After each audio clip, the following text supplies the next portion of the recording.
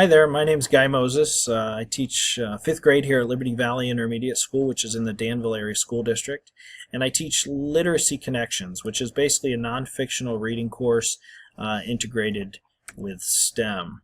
Outside of school, I love spending time with my family. There they are right there, good-looking bunch. My wife, probably my best friend. There we are in Alaska on our honeymoon. Our 2 girls, Maya and Lady, they take up a lot of our time. And then when we do have some free time, we like to get on the bikes and go for a ride. I also love to hunt. Anytime I get out into the woods is a good day. And we love in the fall time to go to Penn State football games, and in the spring, any opportunity to get up to New York and enjoy a baseball game is welcome. The reason I chose this endorsement or this interest in STEM is because, in my opinion, it gives all students a chance to showcase what they have. This is something I haven't seen in traditional classrooms, but STEM really gives them a chance to break out and show us what they got. It also breaks the boredom. It gets kids motivated, involved, engaged, and they want to think again, which is awesome to see. It's really a revelation when you see it. STEM has absolutely changed my career. I was very jaded with the educational system, and when I was introduced to STEM, and really last summer during STEM camp, I really just completely changed my career. So I need more. That's why I'm here. I need more resources, new ideas. I just need more. I need more information, and that's why I'm here, and I hope to get. So we dove into some chapters, and I'm just going to talk briefly about them.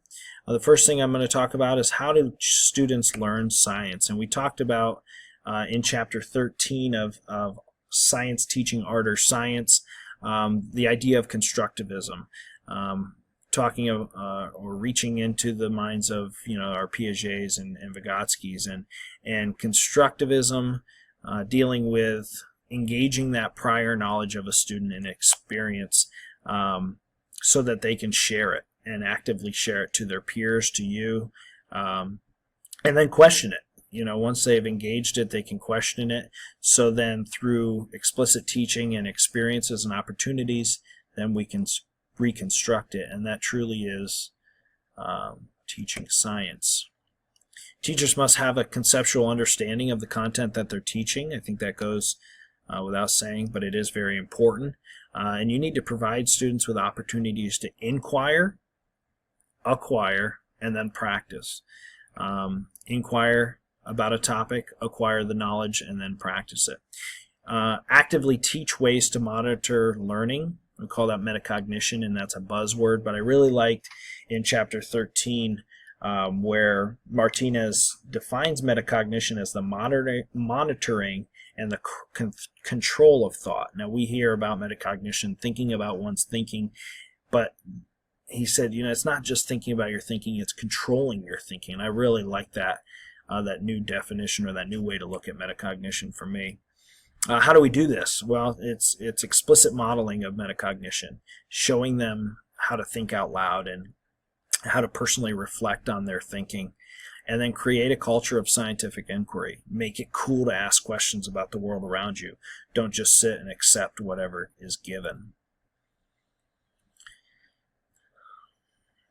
How should we teach science? It goes into further in the chapters and introduces us the theory of Brunner, which is to establish motivation,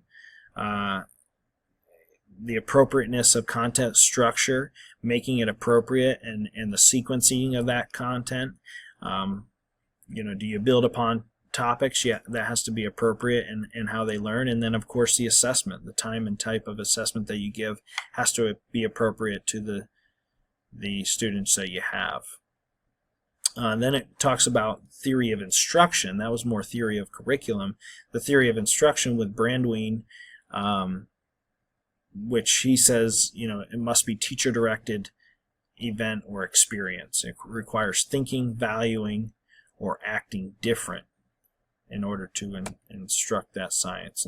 And then the author, obviously, with her peers, provide this 5E model, which is engage, explore, explain, elaborate, and evaluate. And I thought this was neat that they said, don't just use this each lesson or a series of 3 lessons. It really needs to be a unit of study. Apply it in an entire unit so that you can spend serious time on each one. Moving along here, this is my STEM perspective. I feel that this is derivative of a lot of what we do here, but I looked at where they're all equal in chapter 14, where they're all nice and equal, and every content gets the same amount of credit. But really, in my mind, my perspective, we engineer, and we engineer in STEM. We engineer questions and solutions to problems using math, technology, and science. So it doesn't matter what one you're in or what mode of learning you're in. We're really engineering questions. We're engineering answers using math, science, and technology together to come up with those solutions to everyday problems. So that was my perspective of how I view STEM. STEM education, the desired outcomes, as the book tells us. We know that we want to broaden the desire to pursue STEM-related careers. We want to prepare for those careers. Students are, it's no secret, we've heard that students are not prepared for those STEM-related careers. So we want to prepare them for the future and increase STEM literacy, and obviously the skills associated with it. But we also want to focus on minorities and women with these different outcomes as well. What are the best criteria for measuring the success? Not test scores, that's for sure. Communication, can students fill out college applications? Can they fill out a financial aid form? Are students entering those STEM-related fields? And can they collaborate with their peers? Those type of successes are what we're looking for. Sorry about that. Got a little motion here. There we go. What are the attributes of a successful program? This is difficult to define successful, and I found it kind of confusing, but we definitely want to include focus. Focus on the topic, some expert teaching, and provide resources and opportunities for the students to learn. What can schools do to support STEM education? There's a lot they can do. Well planned out curriculum, professional development opportunities for teachers. Make sure their teachers are well equipped so that they can teach their children. How can you incorporate STEM into your classroom? It starts with engagement, providing opportunities to deepen their understanding in each one of these fields. But look to engineering to do that. It seems like a popular route in order to start your STEM in your classroom. And then encourage and inspire your students to be interested in these fields.